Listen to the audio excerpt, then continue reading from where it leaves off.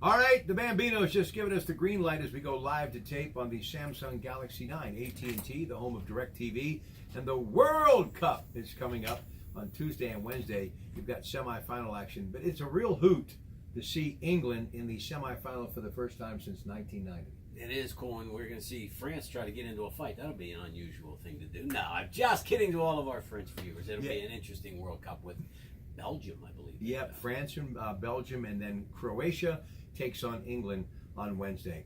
Really, let's talk about another type of football. As you like the transition, real football. We're going to talk about a sport now. Yeah, well, all right. FUTBOL as far as soccer, and FOOTBALL. But I noticed CNN actually was billing it as football and spelling football the way we spell football. Well, I guess in England they do. It's the football is the Spanish version of it. So I guess that makes sense. It all works out. All right, we just had a half-hour conversation, as we always do on the Kuhn'S Market Black and Gold Sunday Show. Disc into the Pittsburgh Newsline with our NFL go-to guy, Ted Arnaud. And we were talking about the Steelers, obviously, as they are counting down to Latrobe. And the big story, July 16th, the deadline for Le'Veon Bell. And many people believe, including this guy, franchise tag again. Yeah, it's unfortunate, but I think that's the way it's going. They seem to be at loggerheads, even though they want to both kind of sell it that we're moving closer. I just don't see the Steelers taking that extra step to get to that number that's just way too big, too far above the rest of the league to set that precedent. All right, now let's talk about some other things. And when you think of the Steelers going into the season, the real reason why we are all making them the favorite to win the AFC North. Is it Ben? Is it Antonio?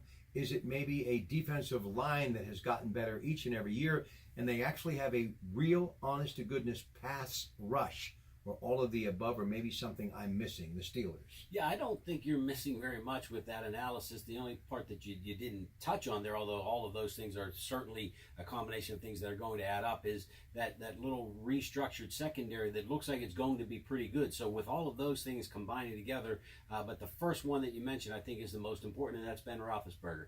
That's one of the best quarterbacks in the National Football League, and when you combine him with the rest of that group around him, that makes them a prohibitive favorite in my eyes to win the AFC North. We were teasing about New England being the favorite in the AFC East, but I think the Steelers are just as much of a favorite in their division. All right, let's talk New England. Rob Gronkowski, who played at Woodland Hills his senior year, he's okay now. He's ready to go. Said he has some time off with the family to regroup, and he's ready to get back in the lineup. The question is, and Ted brought this up, how much longer can this exceptional run of New England go on?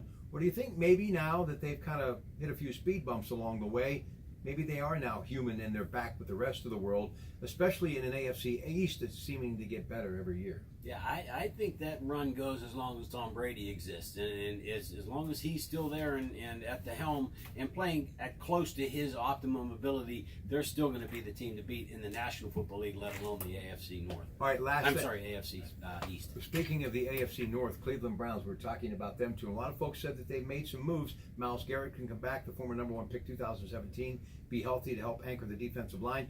But Baker Mayfield and Tyrod Taylor, who came over from Buffalo, who is your starting quarterback? And if so, could it actually be a rookie who has a lot of enthusiasm? He was a walk-on in Oklahoma, won the Heisman Trophy, but is he good enough to step behind center in the NFL? Yeah, if I'm the Cleveland Brown administration, I got to say you got to plug Baker Mayfield in and let him run with it.